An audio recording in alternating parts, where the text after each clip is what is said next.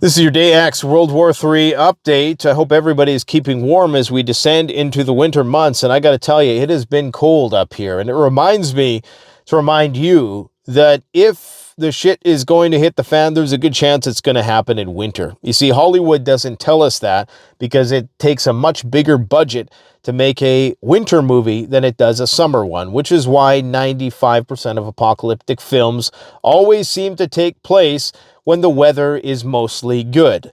But if you live in a place where I do, where half the time it's winter, then it's a mathematical certainty that there is an extremely high probability that if the shit hits the fan, it's going to happen in wintertime. So you got to winterize your bug out bag. We've had the craziest weather this month. I mean, in November, I should say.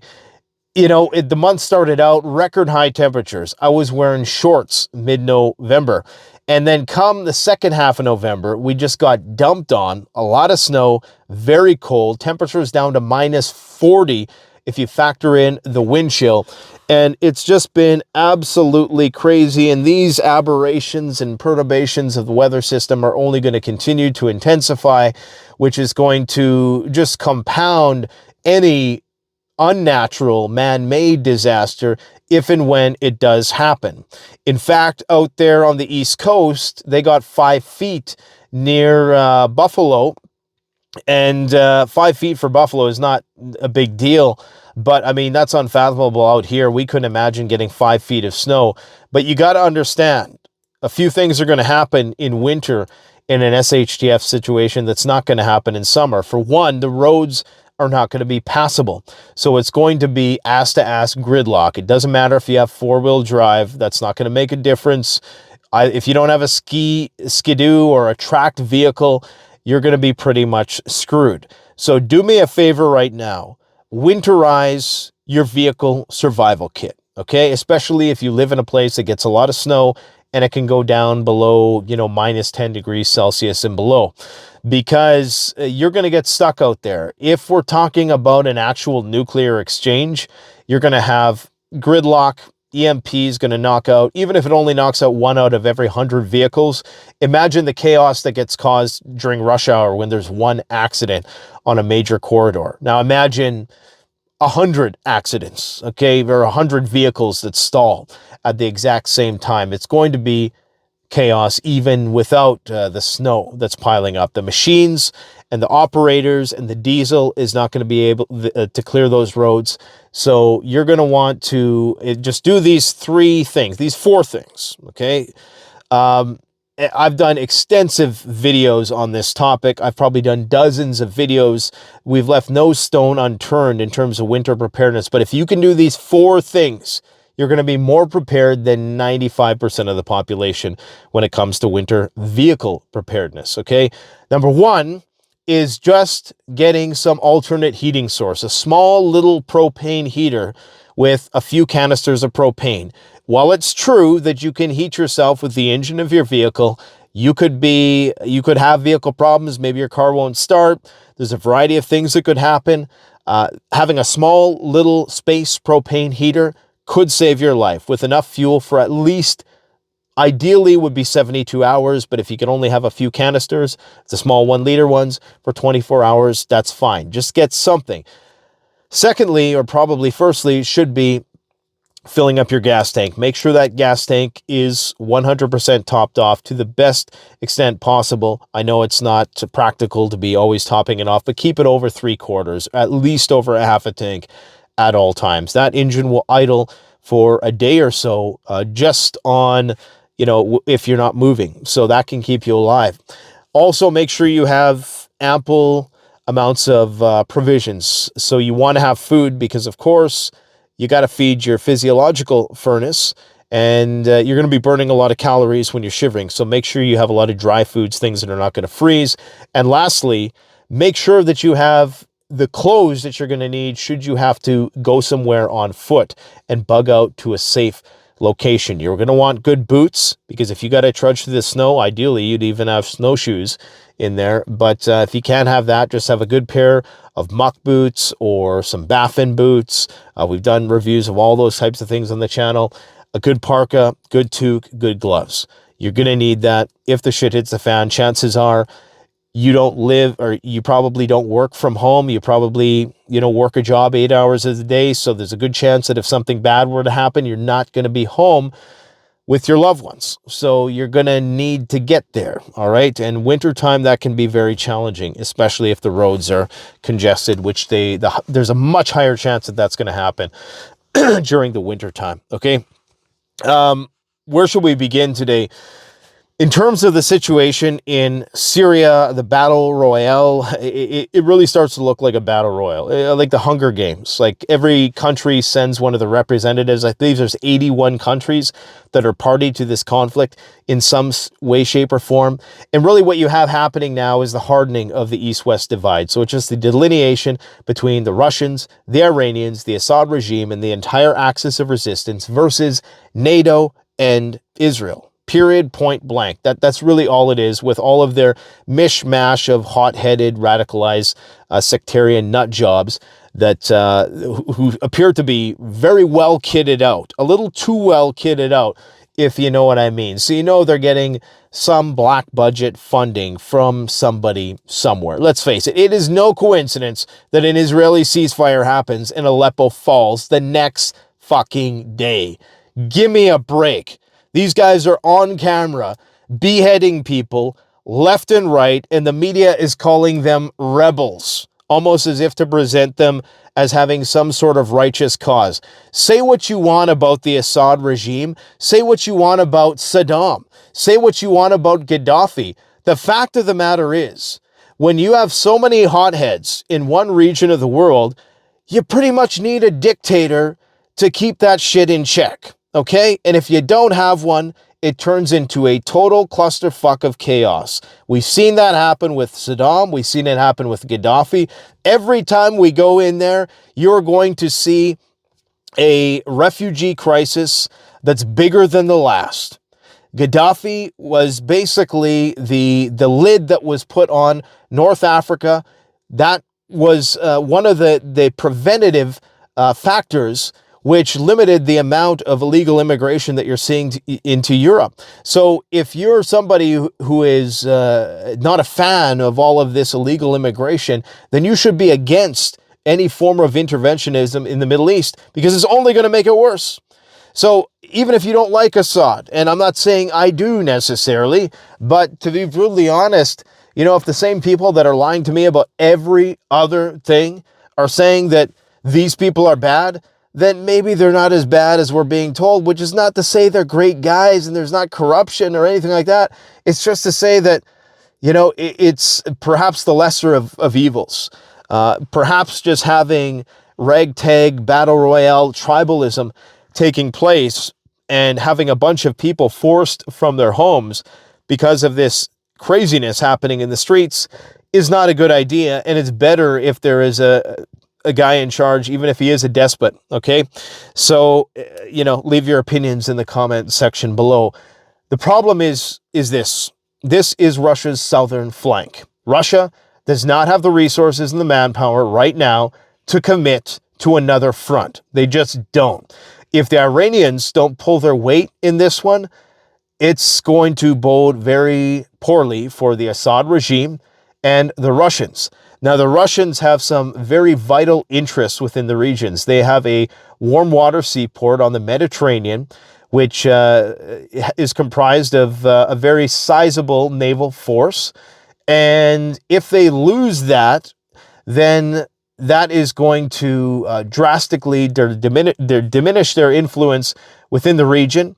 And it's just not going to bode well for the axis of resistance as well, because of course Russia is the one who is applying the air power, and that has really given Assad an edge against a lot of these rebel forces who don't have that sort of capability.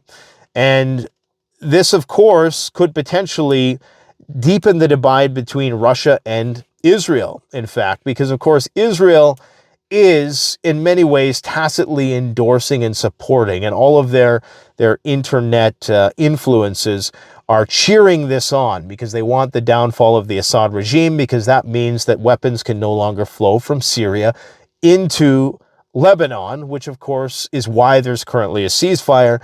They're probably thinking that, maybe these guys can overthrow the Assad regime in the next 60 days. After that, ceasefire's over. We can proceed with trying to neutralize Hezbollah. Now Hezbollah won't be getting as much weapons as they were once from Syria.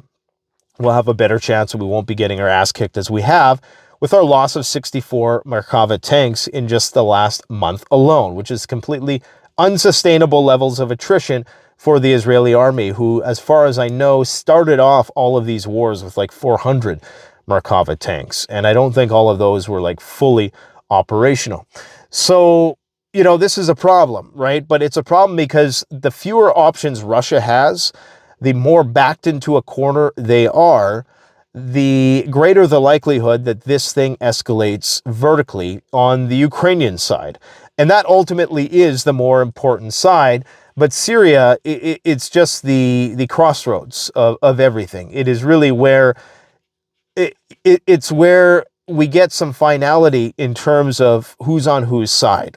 It's where we finally get to decide, is Turkey going to be on the side of the Russians? And it appears they're not. Okay, so it appears as though the Turks have now double-crossed the Russians once again, and that this is going to escalate, and we're going to see the reason why the United States has nuclear weapons in Turkey materialize very soon. Now, on the topic of nuclear weapons, Jake Sullivan fielded some questions today about the possibility of returning nuclear weapons to Ukraine.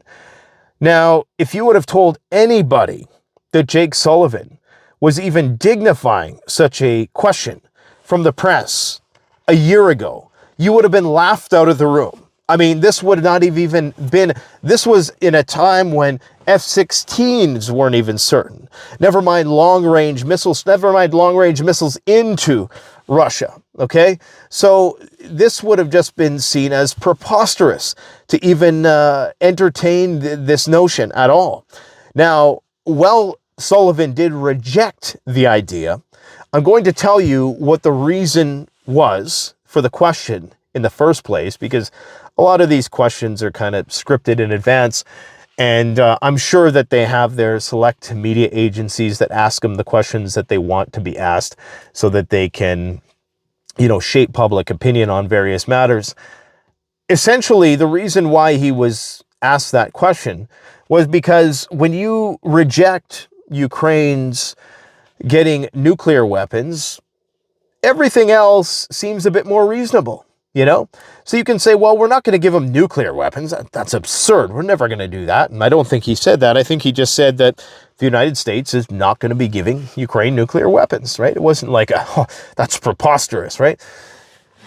It makes the delivery of Taurus missiles, Tomahawk missiles, JASOMS missiles, maybe some more advanced, more tanks or something. It makes everything else seem a lot more reasonable. It's an age-old sales tactic. You promote something first that is completely unreasonable, then by contrast, everything else seems reasonable, even though those things that now seem reasonable, if you were to initially have proposed them, would have seemed preposterous themselves. So that's the tactic being used here. And the simple fact that this conversation is being had at all is incredibly, incredibly insane. So we know that indeed they're going to move up the escalation ladder because Sullivan has said in the same press conference that they are going to be giving Ukraine as many weapons as possible before Biden takes office. The guy who's currently busy pardoning his son. I'm sure you guys have all heard that. I mean, we all knew that was coming anyways. And at the end of the day, one drug addict's antics are really the least of our concerns in the grand scheme of things, even though they might have some relation to these geopolitical matters. At the end of the day, I mean, I'm not losing sleep over it at this point. I'm losing sleep over at what could potentially go down here in Russia. So we know that they're going to continue to ramp it up. They're going to likely start doing deliveries of JASOMS missiles and possibly even Tomahawks. The fact that that's even in the discourse at all as well, Tomahawk, because why would Ukraine need Tomahawk missiles? When you think about it, I mean, they have a range that would far exceed any utility to the Ukrainians, because they have drones that can go that far. And the Russians, they don't have the capability to cover these large spaces. So this is why Ukrainian drone strikes, as we've seen just in the last 24 hours, again, they attacked another drone manufacturing facility deep in Russia. They're very effective. So why would you need Tomahawk missiles? Well, you might need them in exchange. And this conversation came up after Russia launched Orezhnik, which is an IRBM, intermediate range ballistic missile. It's basically in defiance of the INF treaty. So not only were we putting Tomahawks in Germany, which I think starts in 2026 or something, likely it's already there or it's already in motion. Put Tomahawks in Ukraine, not for the purpose of fighting Russia conventionally, but for fighting them strategically, for the purpose of a decapitation strike.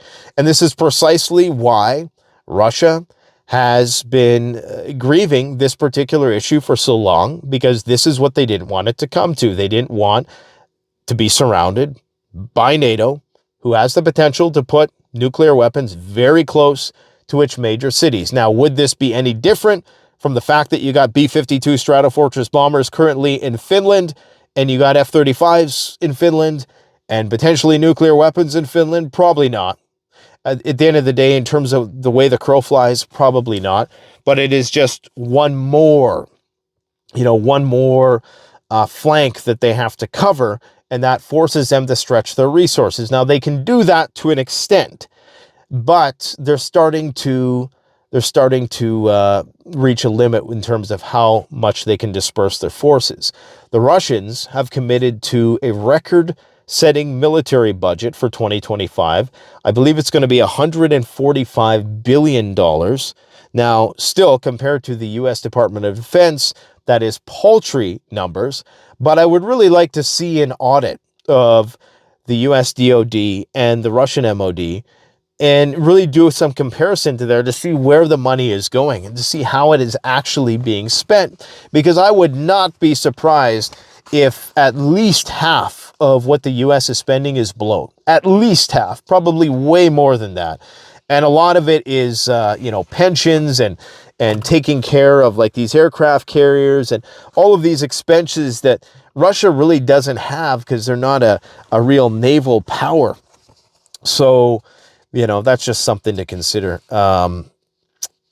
Crazy, crazy times, man. Crazy times. B-52 bombers simulating weapons drops in Finland. On November 25th, 2 U.S. Air Force B-52H Stratofortress bombers assigned to the 20th Expeditionary Bomb Squadron conducted a simulated weapons drop training mission as a part of the Bomber Task Force in Finland.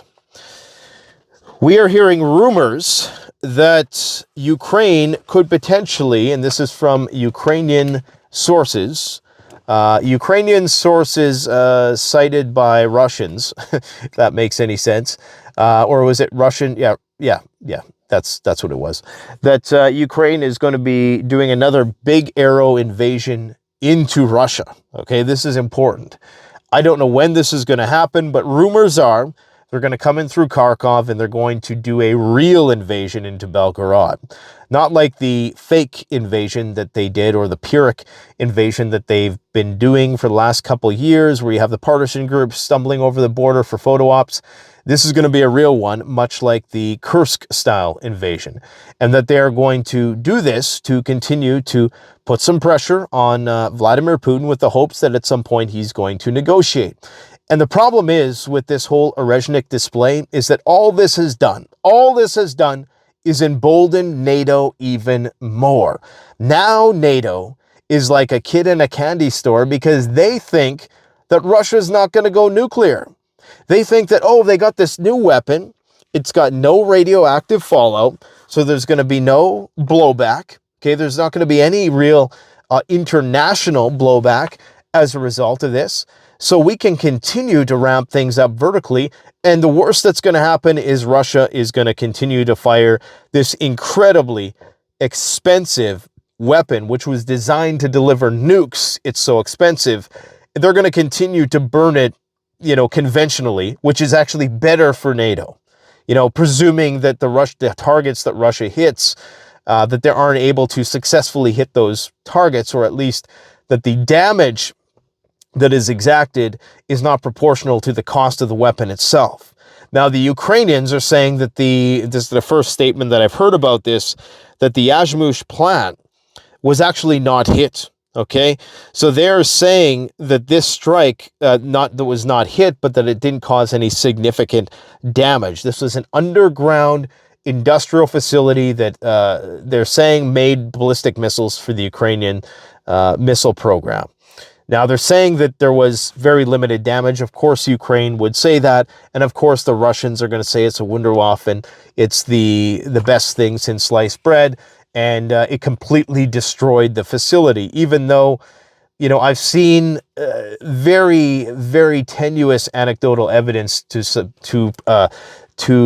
support both of those views. So I'm not convinced in either direction. I'm sure there was a little bit of damage, but the Russians can't just rely on Orezhniks to deter NATO at this point. It is only going to make the problem worse. Until Russia uses a nuclear weapon, NATO will not stop.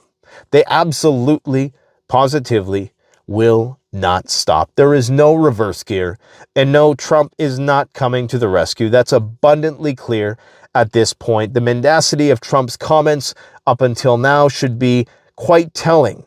The fact that he hasn't commented on this particular issue at all. Look at the placements in his cabinet. They're all Russia hawks for the most part. This Kellogg guy that people are praising, he was the one who wanted to impose a no-fly zone in NATO, which would absolutely have brought us to the brink of nuclear Armageddon. So don't hold out any hope for Trump to do anything significant with respect to foreign policy. In fact, it could get monumentally worse. What he will do is probably make good on a lot of his domestic policy promises. But of course, there is the issue of this tariff situation that he is throwing threats around about how he's going to raise people's tariffs by 100% if they don't trade in US dollars. And, you know, I mean, it may work, it may not, but chances are, I'm going to go with my intuition on this one, that's going to come at a cost. You see, because ultimately, at the end of the day, what are we saying? As Americans, they're saying, I say we because Canada, America, tomato, I put my quarters in your pop machine, you put your quarters in mine. It's the same country, basically, more or less. I'm surprised we haven't been usurped by the U.S. yet. I'm sure they'll annex us at some point if Trudeau stays in long enough. But and honestly, if I can get more guns, I guess I really don't care at this point. I mean, what do we have to lose, really? I'm going to piss off some Canadians in saying that. But anyways, what was I saying? I totally lost my train of thought there. That's what happens. I don't even have ADHD, believe it or not. But maybe I should try some Ritalin, see if that helps me deal with some of this autistic thought patterns that I have. What the hell was I talking about now? I'm sure people at home are like, what the okay, yeah, I was talking about BRICS and the dollar and the tariffs and all that stuff.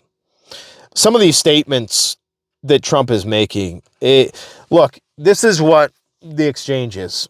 We tell the world, we'll give you this piece of paper if you send us a bunch of stuff. Why? Because everybody wants this piece of paper. Because it's the most securest, bestest piece of paper ever, right?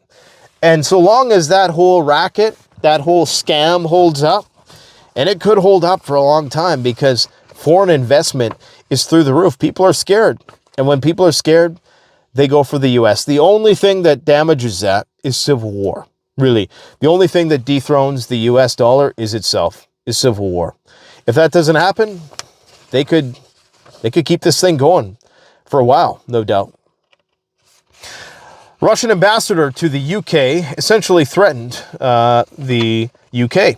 He said, I would like to note that the British have completely ignored all of our warnings and opted for escalatory actions to further worsen the Ukrainian crisis.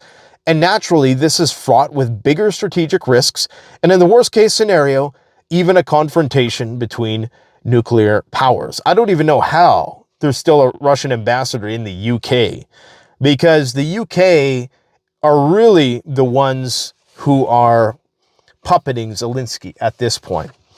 It's the MI6, I believe, who provide his security detail. So the fact that they have an ambassador in the UK and they don't currently have one in the United States is pretty crazy to me. I can't see that relationship lasting much longer, to be brutally honest. In terms of what else in the Middle East, so we got, well, losing my light here. We've already had the U.S. get somewhat involved in the Syrian situation by conducting airstrikes on Iranian-backed militias in the vicinity of Al Mayadin Desert.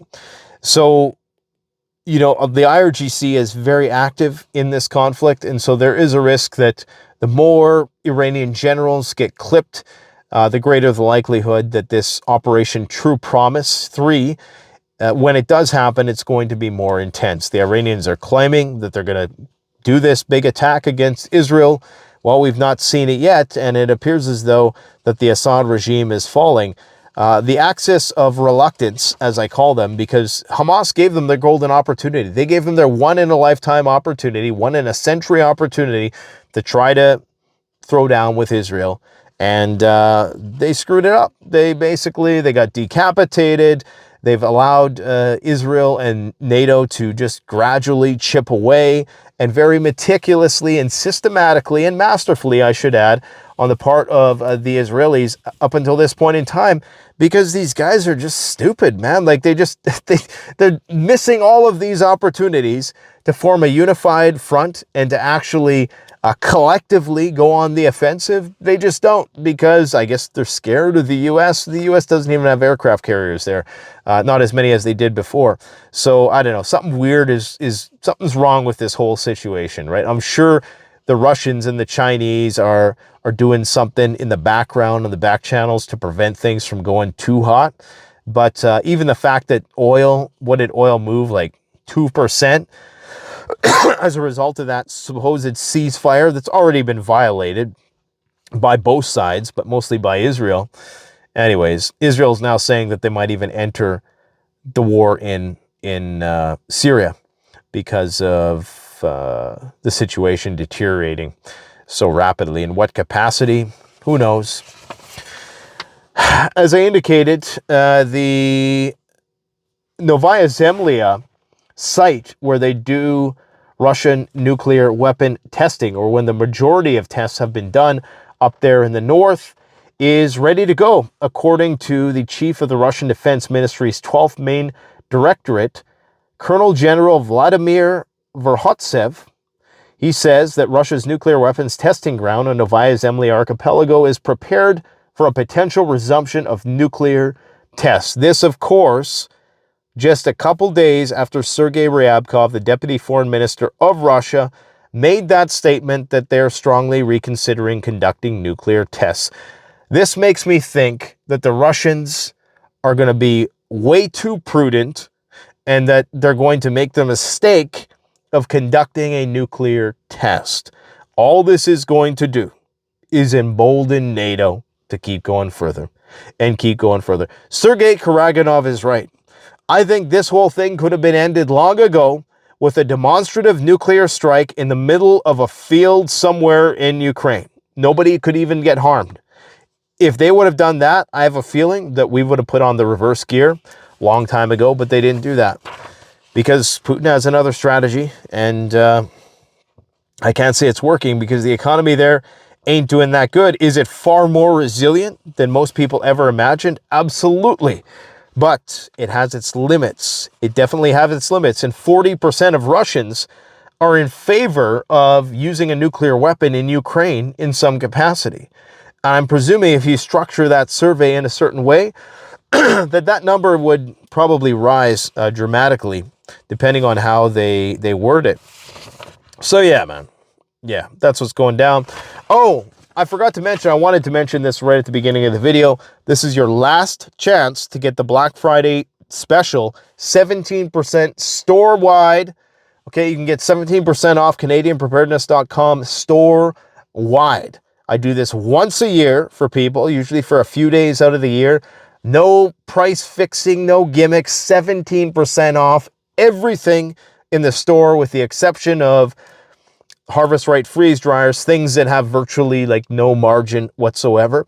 That is basically just a cash flow thing. Like we bring them in and we ship them out and we don't make any money off of it. We just do it because it provides people with the product, and we can get the product to Canadians who it's hard to bring them over the border. So we do all the nasty work, but it allows people to also take stock of our other inventory, which is great stuff. I mean, just top of the line preparedness stuff all under one roof, 70% off. Go support the channel, because if this tariff thing goes down, there's going to be a lot of countries that tell us to go fuck ourselves, and the price of things are going to go through the roof. And what appears to be a bit of a supply glut right now could be a massive shortfall by this time next year. And I'll be kicking myself that I didn't hold on to more of that stuff. But hey, as long as I can get some people prepared, and guys, please take winter seriously. Please take winter seriously, because the last thing you want is to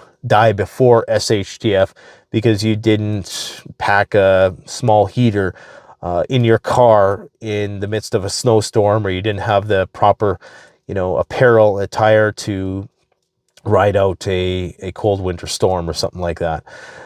Definitely, winter is one of the most difficult challenges, but it's very doable. There's many ways around it, and if I can do it in the coldest part of North America, or one of, you absolutely can do it as well. Stay safe, my friends. Talk to you soon.